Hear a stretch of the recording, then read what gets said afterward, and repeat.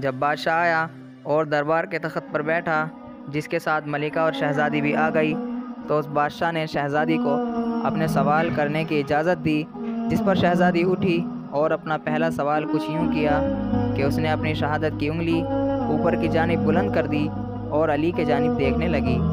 علی کچھ لمحے رکا اور کچھ سوچ کر اٹھا اور اپنی شہادت کی انگلی اور اس کے ساتھ والی دوسری انگلی بھی ہوا میں بلند کر دی۔ یہ دیکھ کر شہزادی مسکرائی اور والد کو دیکھ کر سر کو ہاں میں ہلا دیا، مطلب جواب صحیح ہے۔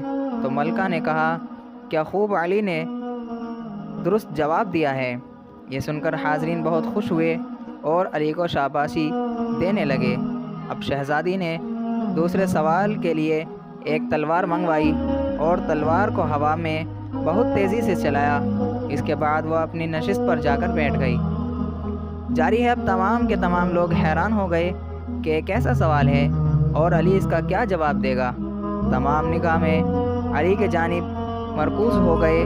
اس دوران علی کچھ دیر سوچتا رہا اور اٹھ کر اپنی جیب سے قلم کو باہر نکال کر ہوا میں لہرا دیا۔ یہ دیکھ کر شہزادی نے پھر خوشی سے اپنے والد کی جانب دیکھا اور ہاں میں سر ہلا دیا۔ تو ملکہ کی جانب سے بہت پرجوش اور خوشی سے بھرپور آواز آئی کہ اس نے درست جواب دیا ہے۔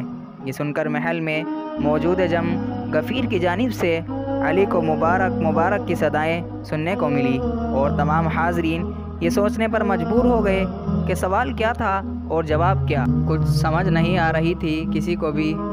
اب تیسرے سوال کی باری تھی اور سب دعائیں مانگ رہے تھے کہ اللہ پاک علی کو اس تیسرے سوال پر بھی کامیابی عطا فرما۔ تیسرے سوال کے لیے شہزادی فاروہ اٹھی اور بھاگتی ہوئی دربار کی سیڑھیاں اتری اور اس طرح بھاگ کر سیڑھیاں اوپر چڑھی اور تھک کر اپنی نشست پر بیٹھ کر علی کے جانب دیکھنے لگی۔ اب تو علی کو بھی پسینہ آنے لگا اور کچھ گھبرا کر لیکن بڑے تحمل سے اٹھا اور سوچتے ہوئے دل پر ہاتھ رکھ دیا۔